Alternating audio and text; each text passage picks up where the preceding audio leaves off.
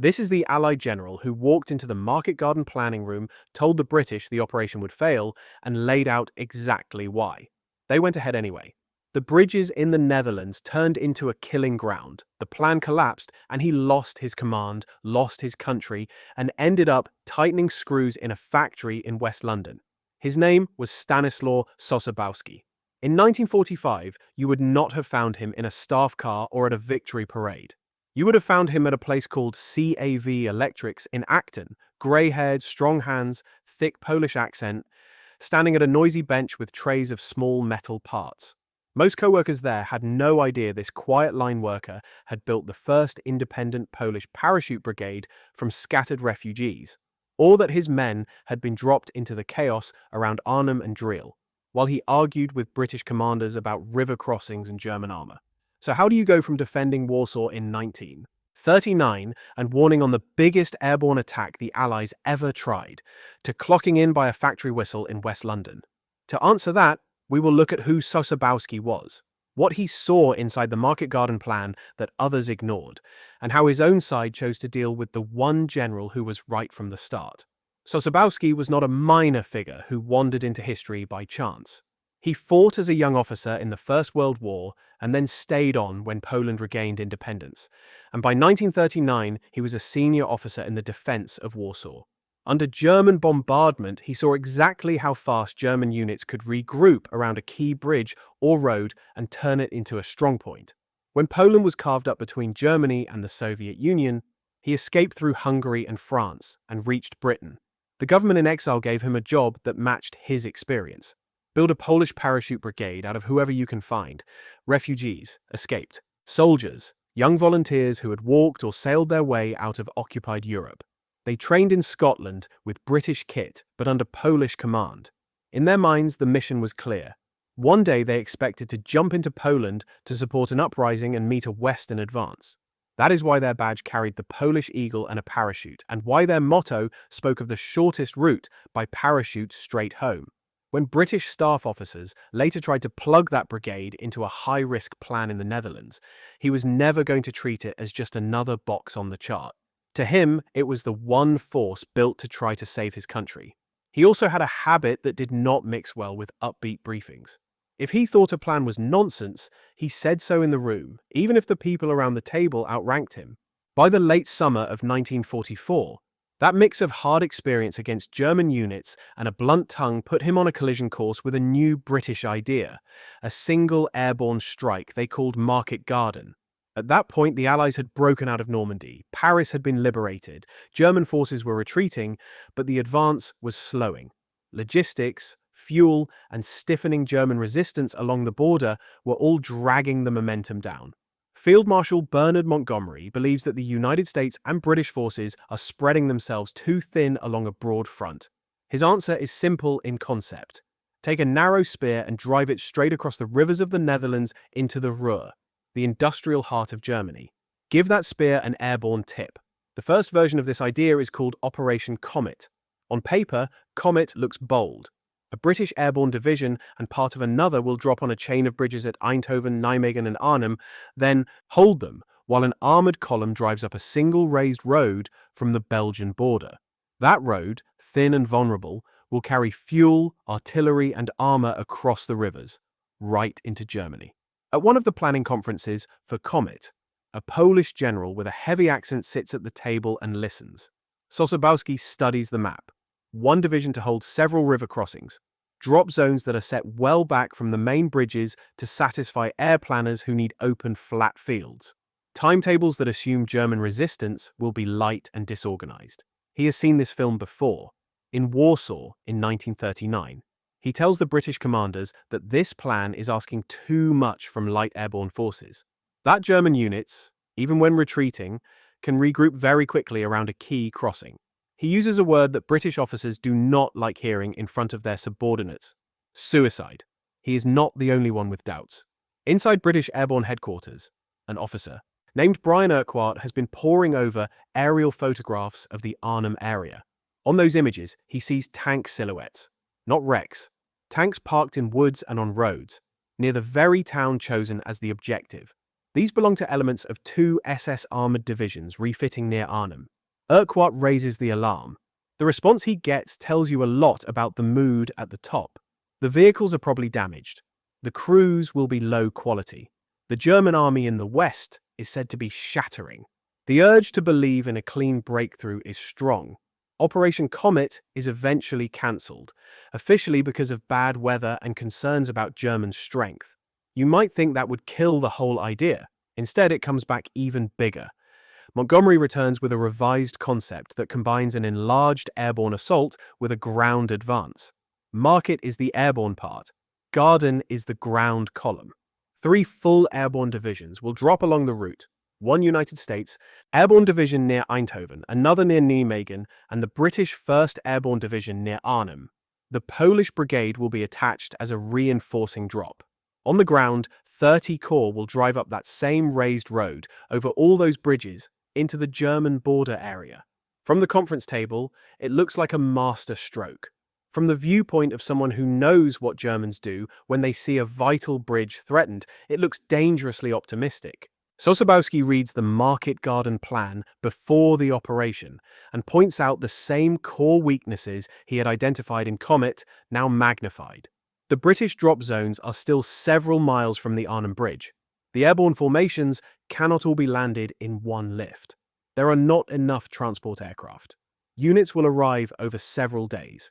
Surprise and concentration, the two things that make airborne troops dangerous, are being sacrificed to logistical convenience. And everyone is still talking as if the Germans in the area are a patchwork of exhausted rear units, not battle-hardened panzer troops refitting around Arnhem. When he raises these points, the room goes cold. Here is a foreign general, whose men depend on British transport aircraft and British supply, telling senior British commanders that their grand plan is built on sand. The official narrative at that time is simple. Enemy morale is breaking. The war could be over by Christmas. A thrust over the Rhine will finish it. Sosabowski says something very different. Arnhem, he insists, controls the last major crossing of the lower Rhine before the German border. No German officer worth his rank will let that go cheaply. The more he repeats this, the more he becomes labelled as difficult. The plan goes ahead. On 17 September 1944, the skies over southern England fill with aircraft and gliders. The 1st British and United States Airborne lifts head for the Netherlands. The Polish Brigade is not among them. Its aircraft are allocated to later lifts. On paper, that makes sense.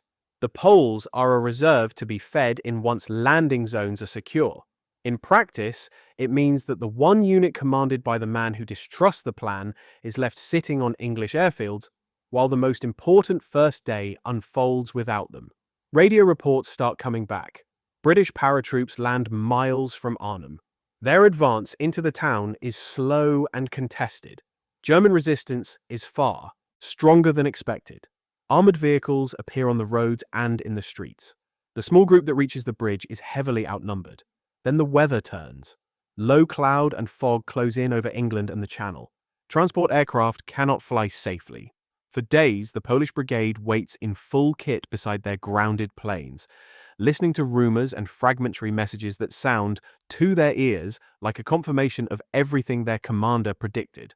By the time conditions improve and Polish aircraft finally take off, Market Garden is no longer a daring bid for a bridgehead over the Rhine. It is a salvage operation. The British airborne force around Arnhem has been pushed back into a tight perimeter at Oosterbeek on the north bank of the river. Casualties are heavy. The original objective, holding the bridge, is already out of reach. The Polish jump does not even put them on the same side of the river as the trapped British.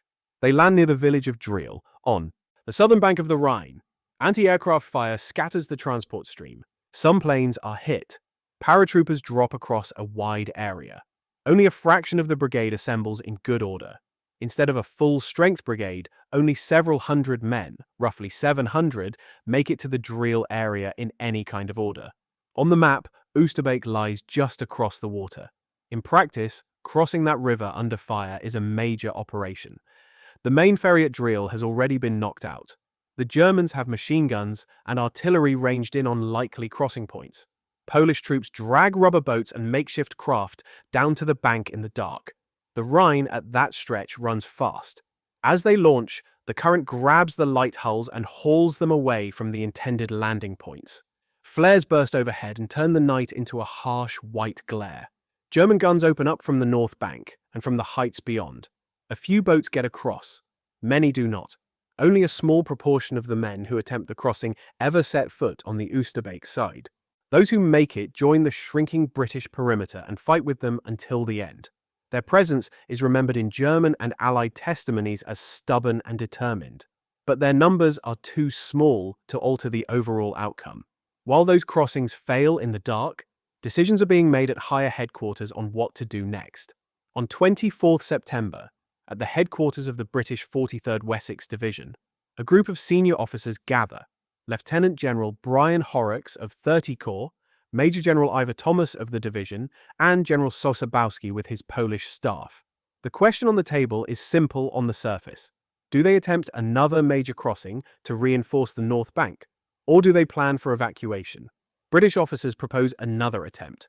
2 battalions to go over in small boats from the Dryle area.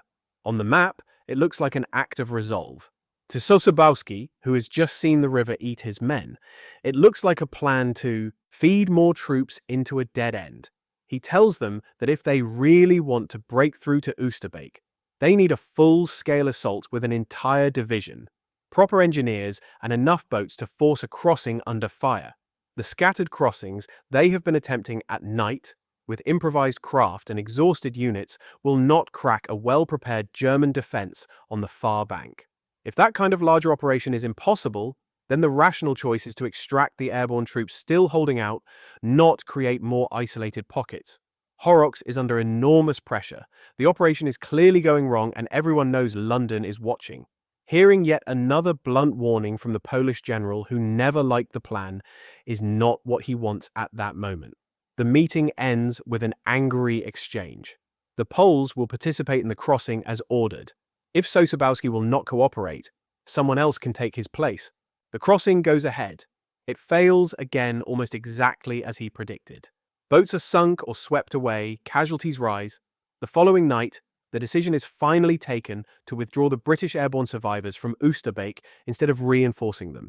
Polish units around Dryle are told to cover the evacuation. In rain and darkness, battered paratroopers from the north bank paddle back across the river, while Polish positions absorb German fire and draw attention. When the last survivors are off, what is left of the Market Garden bridgehead disappears. By the end of the operation, the Polish brigade has suffered heavy losses in men killed, wounded, and missing without ever being deployed in the way it was designed to fight. It has been dropped on the wrong side of the river, committed piecemeal, and used to cover an evacuation instead of leading the liberation of its own homeland. You might expect that such a unit and its commander would at least receive unqualified respect. For a short while, it looks as if they will. In early October, Montgomery sends a letter to Sosabowski praising the courage and discipline of the Polish soldiers, and recommending several of them for awards. The tone is formal but appreciative. On the surface, the relationship seems intact. 9 days later, Montgomery sends a very different kind of message, not to Sosabowski, but to the British Chief of the Imperial General Staff, Alan Brooke. It is a secret telegram.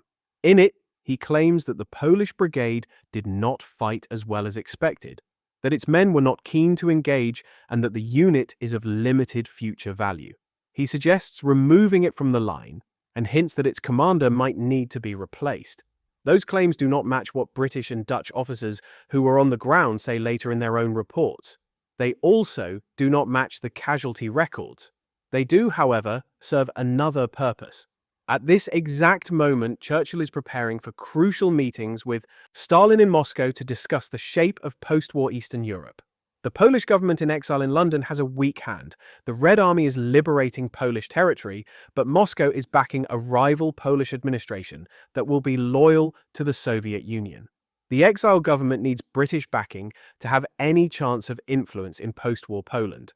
If a senior British field commander reports that Poland's elite airborne brigade is unreliable or uncooperative, this undermines the political weight of the government in exile.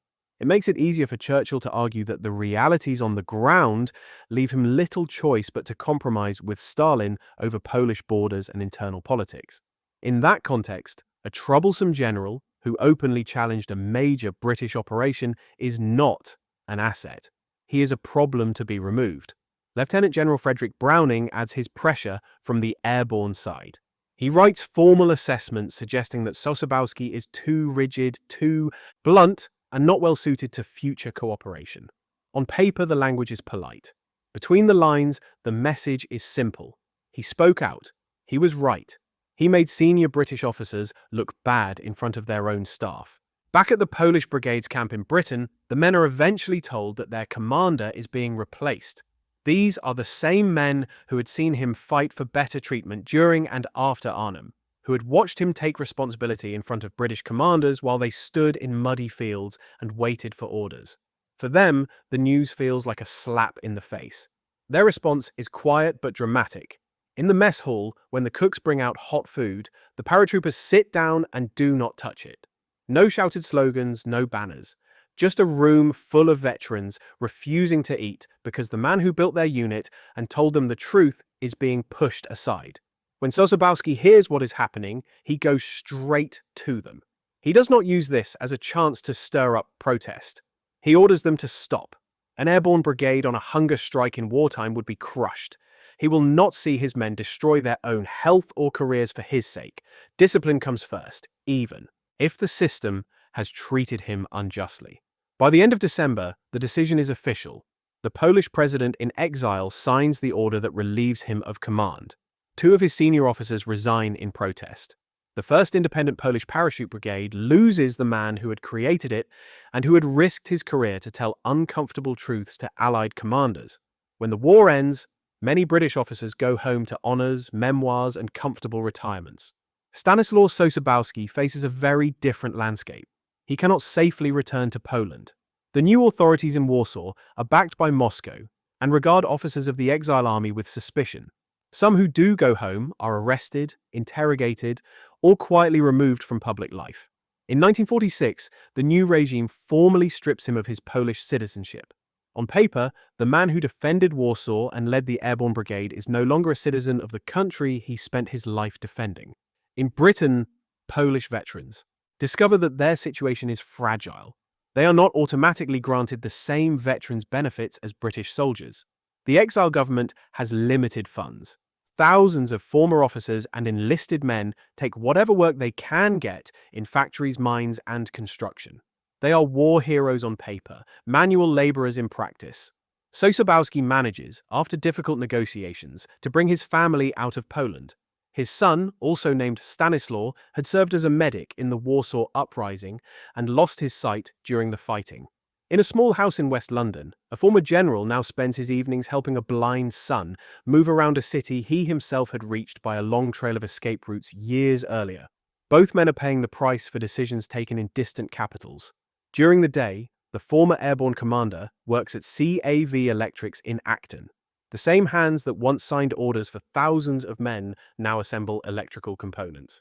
He is known there as a reliable worker with a foreign accent who does not talk much about his past. Most colleagues never learn his full story until they see veterans in old uniforms at his funeral many years later. He does write his own account, a memoir titled Freely I Served, which is published around 1960. It challenges the comfortable British narrative around Arnhem and the blame placed on the Polish Brigade. At the time, it does not make much noise. The public mood is not ready to re-examine Market Garden from the viewpoint of a Polish general who lost his country and his position. Sosabowski dies in September 1967 in London. 2 years later, his remains are moved to Warsaw and reburied at Puławski Military Cemetery among other Polish soldiers. It is a quiet homecoming, without fanfare, for a man who had been officially written out of the post-war Polish army for 2 decades. The real public rehabilitation of his name takes much longer, and it comes, interestingly, not from London or Warsaw, but from the Netherlands. The Dutch had lived under German occupation. They had seen Market Garden tear through their towns and fields. People in villages like Driel remembered Polish parachutes opening over their homes, and they remembered hiding Polish soldiers from German patrols. Local memory never quite matched the official British line that the Polish Brigade had underperformed. In the early 2000s, Dutch historians and journalists dug back into the records. interviewed surviving witnesses on all sides, and produced a detailed documentary about the role of the Polish brigade at Arnhem and Driel. Their work made clear just how much responsibility had been shifted away from British commanders onto a foreign unit that had in fact fought hard under impossible conditions. In 2006, the Dutch government took formal action. Queen Beatrix awarded the Military Order of William, the country's highest military honor, to the first independent Polish parachute brigade. She also posthumously awarded the Bronze Lion to General Stanisław Sosabowski himself. In Driel, a square was named after him, and a statue of the general was placed near the area where he had directed his scattered brigade during the battle. If you stand in that village today and look at the statue, you are looking at more than a monument to one man. You are looking at a quiet correction to the official story told in 1944 and 1945. The people who lived under the occupation, whose barns and cellars sheltered Polish troops and whose fields were full of parachutes and wrecked gliders, chose to say publicly he was right, and he and his men were treated unfairly. So, what do we do with all of this? On one level, it is a simple story about scapegoating. A big plan fails. Careers and reputations are on the line. The most politically convenient target is the foreign general who had been arguing against the plan from the beginning. On another level, it is a lesson about how large military and political systems handle inconvenient accuracy. An officer who misjudges an operation and is wrong with everyone else is usually forgiven as part of the fog of war. An officer who predicts disaster is ignored and then watches his prediction unfold on schedule represents something more dangerous. He is living proof that the plan did not fail because it was impossible, but because people at the top chose not to listen. Stanisław Sosabowski paid for being that proof.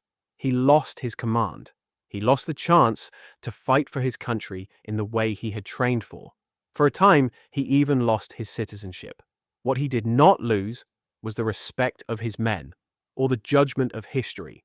Their silent protest in that mess hall and the Dutch honors that arrived decades later both say the same thing. When you are told a plan is guaranteed to work, and one stubborn voice at the table says no, ask yourself why he is willing to risk everything to say it. Because sometimes the man tightening screws in the factory was the only person in the war room who refused to lie to himself.